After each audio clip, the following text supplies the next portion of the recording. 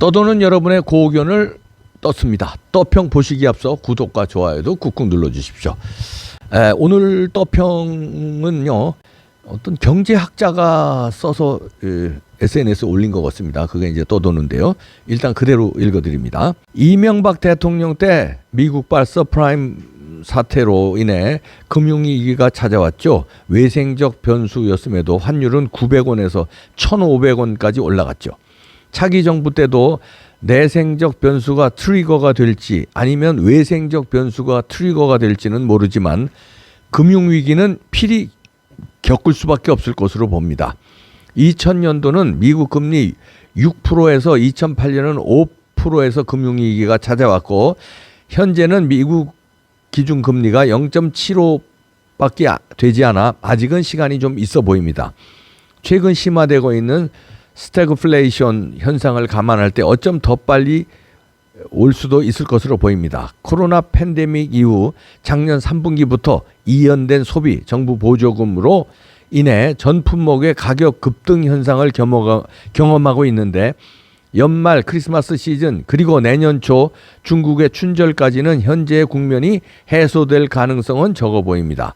이런 상황에서 또 재난지원금을 주다니 정신이 있는 건지 12월에 다가오는 미국과의 600억 불 통화 수합도 연장해야 하고 외국인들이 국내 투자에 가장 걸림돌인 규제 완화와 고용시장의 유연성 등등 이런 모든 것을 감안할 때 시장 경제 원리에 입각한 확고한 철학을 가진 분이 대통령이 되어야 합니다. 이제는 궤도에서 탈선한 대한민국을 정상으로 돌려놓아야 합니다. 이렇게 글을 써주셨는데요. 이분은 경제에 대해서 잘 아시는 분 같은데 내생적 변수가 트리거라는 건 이제 방아쇠죠. 그러니까 우리 대한민국의 문제로 방아쇠를 당길지 아니면 이제 국제 문제 외생적 변수로 방아쇠를 당길지 몰라도 금융위기는 내년엔 찾아온다는 거죠. 여러분들 단단히 대비해야 될 것 같은데요. 지금 최근에 심화되고 있는 스태그플레이션 현상을 얘기하셨는데 스태그플레이션이라는 건 그렇죠. 불경기인데 불황인데 물가도 오르는 거예요. 보통 불황이면 물가가 내려가는 건데 불황에 물가도 올라가면 이게 이제 이중고를 겪게 된다 그래서 스태그플레이션이라고 하는데 이게 현상이 지금 점점 가속화되고 있다는 거죠. 하기야 요즘에 굉장히 물가 많이 오르고 있습니다.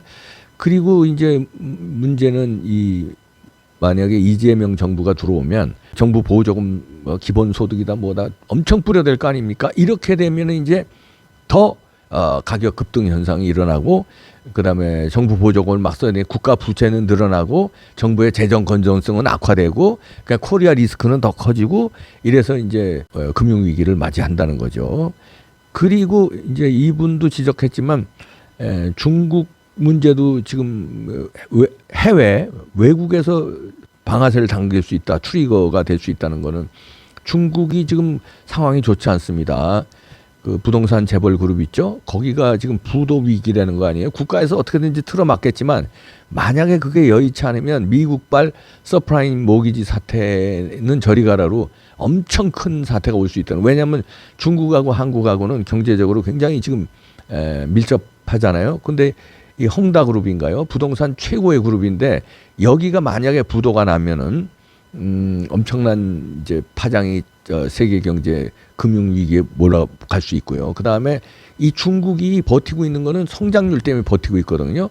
다시 말해서 중국에는 차이나 리스크가 많습니다. 예를 들어서 뭐 환율 문제, 그 다음에 인권 문제, 환경 문제, 소수민족 독립 문제. 그래서 중국의 리스크가 많아요. 그런데 그거를 꾹꾹 누르고 있는 거는 경제 성장이 뒷받침이 되기 때문에 그 불만과 위험 요소를 누르고 있거든요. 경제 성장이 치고 나가니까 이게 이제 국민들도 불만이 있어도 경제가 저렇게 발전하는데 이렇게 소수민족들도 독립하고 싶어도 중국 경제가 저렇게 좋은데 이렇게 해서 다 말하자면 참고 있는 거예요. 환경 문제도 전 세계에서 거론해도 눈 하나 끔짝 안 하는 게 경제 성장률이 뒷받침하고 있으니까 경제가 이렇게 발전하는데 환경을 어떻게 하란 말이야. 이게 되고 핑계거리가 다 되고 국민을 누르는 요소가 되는데 이게 경제 성장이 주춤하면은 이제 불만이 쌓였던 게 하나하나 터질 수 있다는 거죠. 근데 내년에 중국 경제 성장률을 5% 중반으로 보는 연구기관이 많더라고요. 5% 중반이라는 거는 중국의 경제 성장률로는 굉장히 작은 겁니다.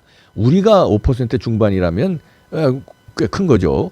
우리 이제 경제 규모가 있고 1인당 이런 걸로 튼실하니까. 근데 중국은 아직 1인당 이런 게 튼실하지 않단 말이에요. 그게 이제 전체적인 경제 성장률로 메워야 되는데 5% 중반이면 굉장히 그 위험 신호가 온다는 거죠. 그리고 또 이분이 지적했지만 미국 문제도 심각한 게 미국과의 관계, 다시 말해서 이재명이 되면 미국과의 관계가 원만하지 않을 거 아닙니까?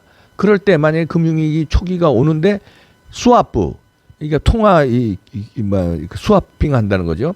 600억 불 미국과 통화 스왑이 계약이 돼 있는데 이거 연장을 내년에 해야 되거든요. 12월 달에 연장해야 되네. 내년도 아니고. 그런데 이게 연장이 되고 그다음에 또 연장해야 되는데 이럴 때 이재명 정부가 들어서면은 미국과의 관계가 마찰이 빚고 그럼 미국에서 이제 본때 보여주느라고 야야 저것들 통화 스왑 하지 마라. 야 그냥 주한미군은 어차피 뭐 빼지 못하지만 야 경제적으로도 저것들 한번 골탕 먹여야지.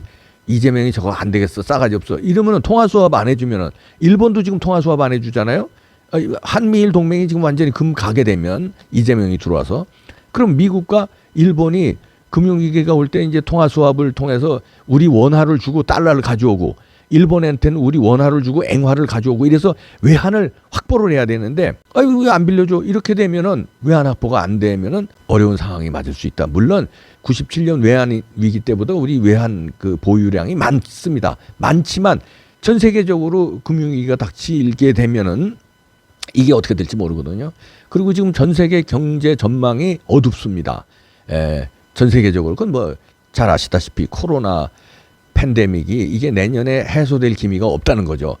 오히려 올해보다 내년이 더 심각해질 수 있다는 전망들이 나오고 있거든요. 백신을 맞았는데도 돌파 감염이 되고 변이 바이러스가 기승을 부리고 지금 오히려 셧다운하는 국가가 다시 늘어나고 있잖아요. 이렇게 되면 세계 경제도 암울하다. 중국 경제 전망도 좋지 않다. 미국도 뭐 좋지 않다. 전 세계적으로 어렵다. 그런데 우리는 이재명 정부가 들어와서 돈 막 퍼주고 이러다가 우린 더 어렵다. 이렇게 되는데 금리 지금 조금씩 올리고 있잖아요. 금리 올라가고 이러면은 상당한 이제 어려움을 맞게 될 수 있다. 특히 자영업자들이요. 큰일 날 수 있습니다. 지금 자영업자들이 코로나로 장사가 안 돼서 뭐 빚들 내고 이런 분들 많은데 거기에 이자까지 오르고 금융위기가 되면 이자가 이제 더 많이 오른다는 거 아니에요? 이렇게 되면은 이제 상당한 어려움에 직면할 수 있습니다. 거기다가 국가는 재정 건전성이 굉장히 약화됐어요. 빚이 천조인데 아니 이거 이제 이재명 정부 들어서면은 이거 더 늘린다는 거 아닙니까? 막 퍼주기 해가지고 그러면 이제 코리아 리스크가 되는 거죠. 그리고 실제로요 IMF에서 이번에 그 얼마 전에 보고서가 나왔는데 여러분 뉴스에서 보신 분들 계시겠지만 한국을 IMF 경고 대상 1순위로 꼽았어요. 재정 점검 보고서에서 재정 국가 채무 비율이 너무 뛰었다. 66.7%까지 뛰어서 근데 이제 더 올라갈 것이다. 이러니까 이거 한국이 제일 위험하다. 이렇게 뽑았대요. 1순위로. 경고 대상 1순위로. 선진 35개국 중 국가 채무 증가 속도가 빠를 것이라고 IMF에서 내다봤거든요. 이렇게 되면 오죽하면 IMF에서 이렇게 보겠습니까? 굉장히 지금 돈 퍼주는 게 위험하다는 얘기거든요. 이러면 이제 금융위기를 불러올 수 있고 그리고 중국 전망, 미국 전망 다 안 좋은 데다가 우리는 제일 안 좋다.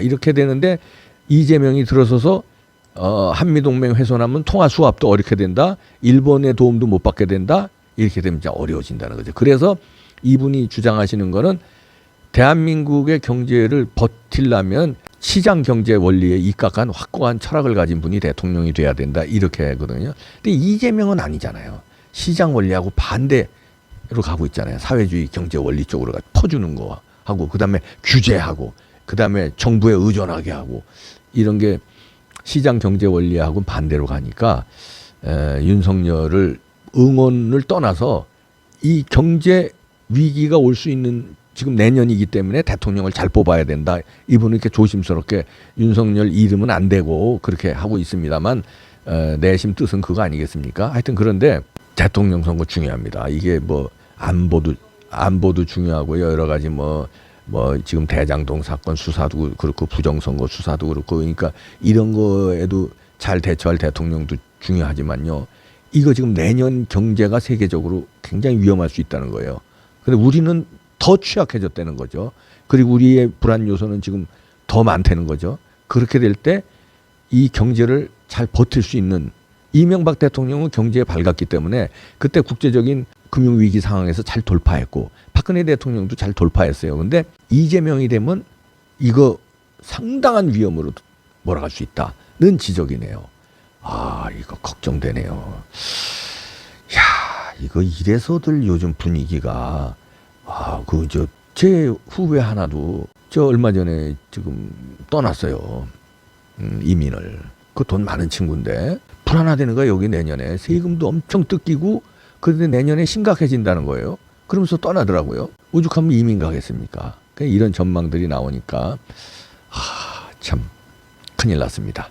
경제적으로 여기다 IMF는 경고 대상 1순위로 꼽고요. 여러 경제학자들은 여러 가지 어두운 전망들을 내놓고 있고 코로나도 해결이 안 되고 불안해지는데요. 여러분들 잘 대처하시기 바랍니다. 각자 그 포트폴리오를 잘 짜셔서 이런 위기 상황이 올 때 어떻게 대처하는지를 각자 도생해야 되겠습니다. 정부 이거 불안합니다. 그런데 이재명이 되면 더 최악으로 된다는 거 아닙니까? 잘 대비하셔야 되겠습니다.